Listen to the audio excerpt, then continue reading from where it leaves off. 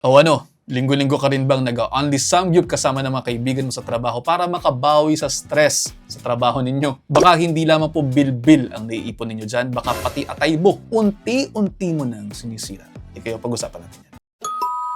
Aminin na natin, nagiging form ng bonding na ng barkada o ng pamilya ang pagpunta sa mga unlimited Korean barbecue. Sulit na sulit naman talaga para sa iba dahil po pwede kayong kumain ng napakaraming karne hanggang sa halos hindi na kayo makahinga. Pero teka lamang, marami sa atin ang nag-iisip na okay lamang ito, high protein naman yung karne at kinakailangan natin ng protina. Ang hindi po ninyo alam siguro, ang pinakamalaking kalaban ninyo sa samgyupsal ay hindi lamang yung taba ng baboy, kundi yung napakaraming hidden sugars. Makikita nyo yan sa mga marinades at mga dipping sauces na sinasawsawan nyo. Sauces nga eh. Ganito po kasi yung physiology dyan. Yung mga paborito ninyong marinated meats, halimbawa yung gogi, pati na rin yung mga matatamis na samjang, punong-puno ng asukal at ng fructose. Ayon sa isang pag-aaral na na-publish po, ang kinombinasyon ng mataas na saturated fats mula sa pork belly o samgyeopsal, tapos samahan pa natin ng mataas na fructose mula sa mga matatamis na sauces, ay ang perpektong recipe para sa pagbuo ng taba sa atay. Kapag kumain kayo ng asukal at ng taba ng sabay at in-unlimited nyo pa, naku,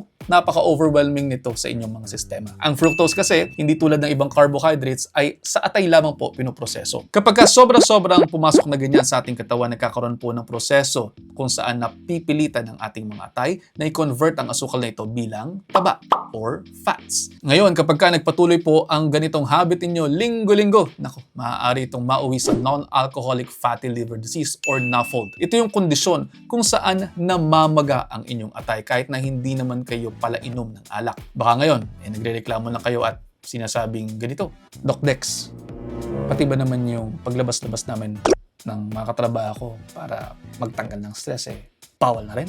Hindi ko naman sinabing bawal na kayong pumunta sa Korean barbecue restaurants. Ang inaatake natin dito ay yung unlimited na mentalidad at yung kawalan ng balanse. Pero tayong pwedeng gawin dyan para ma-enjoy pa rin natin yan. Ako rin mismo kumakain ng samgyup. Una, matuto tayo ng layering. Imbis na puro karne lamang po ang ating kainin at papapakin, gamitin po natin yung lettuce, yung perilla leaves at yung kimchi. Ang kwento natin dyan, binabalot po sana natin sa gulay itong ating mga meats para sa fiber, para naman sa ganun ay napipigilan po sa mabilisang pag-spike ang ating mga blood sugar. Pangalawa, limitahan po yung pagkain ng mga marinated meats.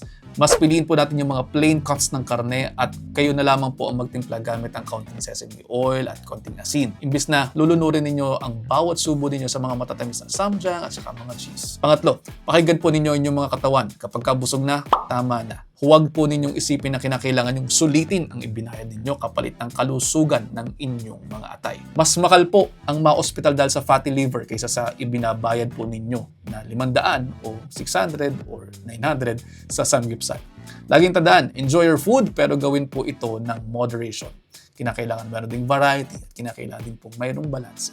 At ayun, sana po may natutunan kayo. Kung mayroon man, pakishare sa mga kaibigan, baka sakaling mas marami pa tayong matulungan. See you next episode.